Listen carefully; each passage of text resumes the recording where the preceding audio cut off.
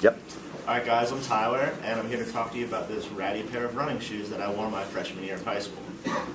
So, one of the things I think that's most important when you're growing up is that you learn a lot of life lessons and you instill a lot of values that'll help shape who you are for the rest of your life. And I feel like most often these values will come from an older sort of mentor figure, whether it be a parent or a teacher, even an older sibling. And I think that what makes me different is that one of my biggest values and lessons comes from this very pair of shoes. You see, when I was a freshman on the cross-country team, for some reason I thought I was a bit of a hot shot. I would always, in the beginning, I'd try to keep up with all the older guys on the varsity team. And as you can imagine, I failed quite spectacularly. They were just blowing me out of the water. It was kind of embarrassing.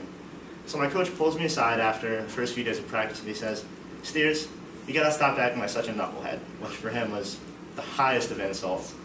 And he gave me some kind of weird advice. He says, "Just focus on your own running, wash your shoes, and you'll notice the progress." And so I thought that's kind of weird. It doesn't really make sense to me, but he's the coach. I took his advice.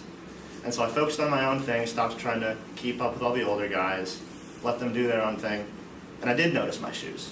As I kept running and running, they got in worse and worse shape. They're worn down and disgusting. But also I noticed at the same time, I was getting faster and faster until it came to the point where at the end of the season at our conference meet, I was actually able to keep up with those varsity guys who were just destroying me a few short months ago. And I was able to earn myself a spot on the varsity team going to states. And so these are important to me because while they may just look like a pair of shoes, they taught me the lesson of the value of hard work and that you get into something what you put out of it. And that's something that I carry with me for the rest of my life and that I try to apply in everything I do.